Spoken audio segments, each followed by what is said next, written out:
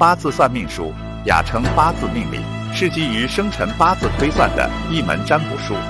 向大家推荐一位研究八字命理20余年的道长，擅长八字算命、居家风水布局、灵符法事。道长微信：20882988。Only one who notices a drastic change in Caleb. John is one of Caleb's best friends. Look at that weasel. He needs to be taught a lesson. Before Caleb went up to New York for the holidays, he was a fun-loving person. He came back and there was a lot more hostility in him. I don't think he's up to anything. Who cares? Look at him. He needs to know who runs things around here. Hey, dirtbag, get over here.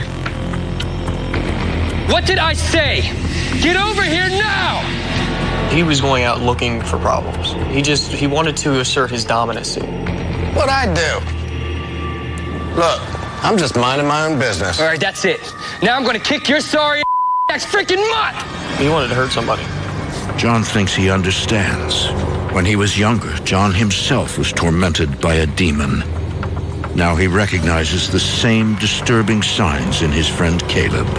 It was Caleb physically, but, mentally and spiritually, it just wasn't. I knew something was up, and dealing with my experiences, it led me to believe one thing, that he was possessed. Desperate to help, John and Laura decide to voice their concerns. I didn't start to think it was paranormal until John and I sat down and discussed it. I believed that something had come home with him. I had no idea what to do to help him. I was desperate. Hey, what's going on? What happened to you when you went back home? You haven't been acting like yourself. Caleb, sometimes I'm scared of you. Scared of me? Why? I think something followed you from New York. It's latched onto you, and I think it's the reason for the way you're acting and the things that are happening. Since his own experience with a demon, John has learned to free others from possession. I want to perform a deliverance on you. To break the attachment of this evil and to rid you of it once and for all.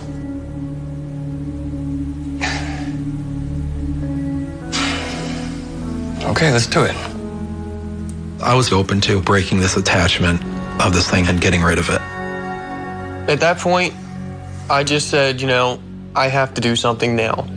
Before this gets out of hand, it's just going to get worse from here. John employs specific prayers to command the demonic entity to leave Caleb's body. By the power of his cross, his blood, and his resurrection, I bind you, Satan, the spirits, powers, and forces of darkness, netherworld, and the evil forces of nature. As soon as John started praying, Caleb started laughing. His eyes, they looked empty. It scared me.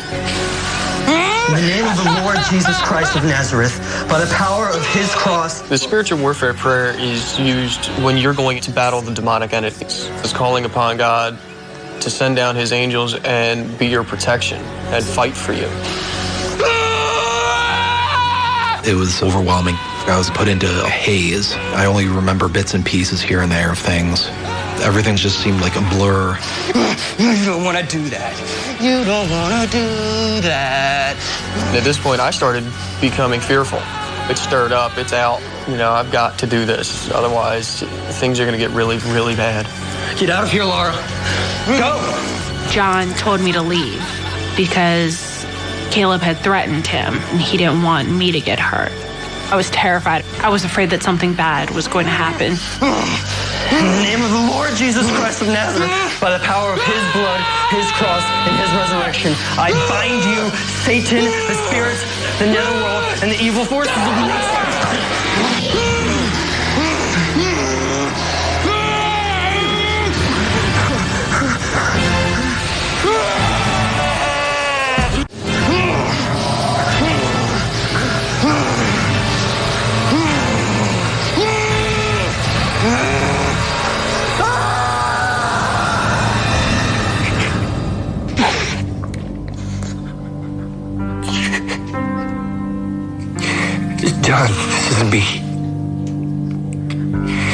You gotta stop or someone's gonna die.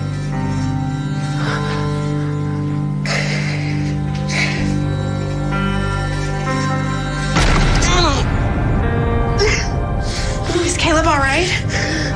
This thing is too powerful. I need help. I've never experienced strength like this. It was a supernatural strength that could not have come from a human being. John admits defeat and calls in the only man he knows who can help, his mentor. Bill Bean is an ordained deliverance minister who specializes in freeing those possessed by the supernatural. He saved John once, and now he is here to save Caleb. I knew that he was in a great deal of turmoil. He was in distress. I knew that he was seeking help. Caleb was under demonic possession. Caleb was exposed to something in his early childhood years. Some sort of doorway was opened, somehow, some way, for these demonic forces to come onto him. Are you ready? Let's do it. Caleb, before we begin, I need to handcuff you for our safety. When a person is under demonic possession and they're having these episodes, violent things can take place, and the victim has no memory or recollection of it at all. It's literally like they were not there. As a safety measure, Bill restrains Caleb. My biggest fears were that Caleb could possibly die from this or kill one of us.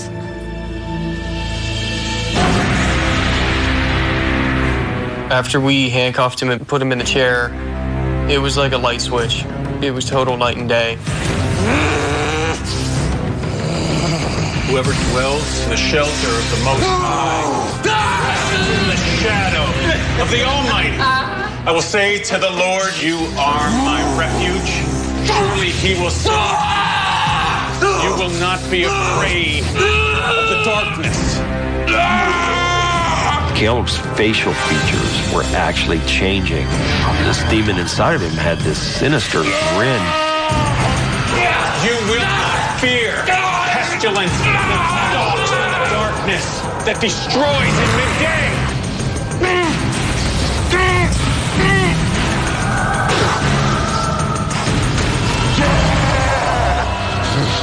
By the mighty power of the mighty name of Yahweh, I cast you out and command you to leave.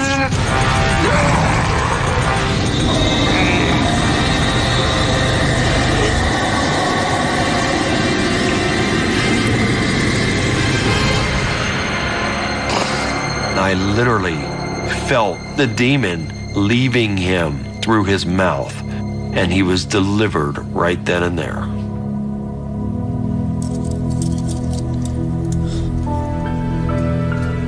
I had taken the handcuffs off of him and saw that the chains were bent. And it just made me realize we were really close from having a serious physical fight. A fight that we probably would not have won.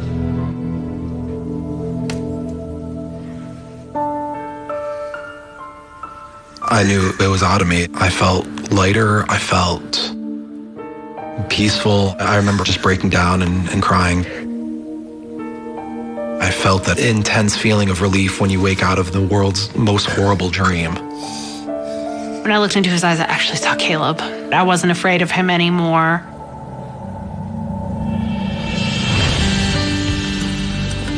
In April 2014, Caleb and Laura marry. The fact that we survived this, I know that we're going to be together for the rest of our lives. If a possession did not tear us apart, that there's nothing in this world that can tear Caleb and I apart. I've never wanted to be dismissive of Caleb.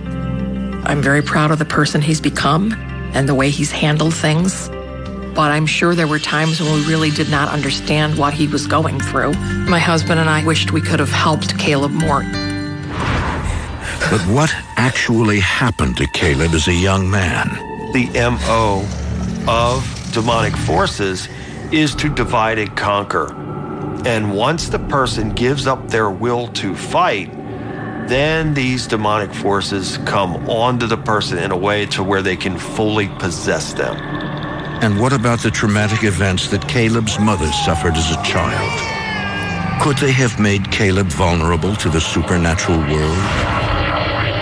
I thought that the house had some energy from the violence that had happened there when I was a young girl. Caleb, he's always been sensitive and very in tune to other people's emotions. We as human beings are in spiritual warfare on a daily basis.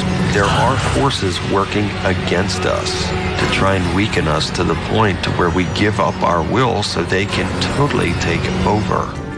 Since the final deliverance, Caleb no longer fears his tormentor. I don't have anything to be afraid of anymore, and that's an incredibly powerful feeling. But I feel like I'm always going to have some type of connection with this ancient Egyptian deity. There's nothing I can say to make anybody believe it's your own little hell on earth. I don't wish anyone to go through it, but I know it's real. I know it's not real. And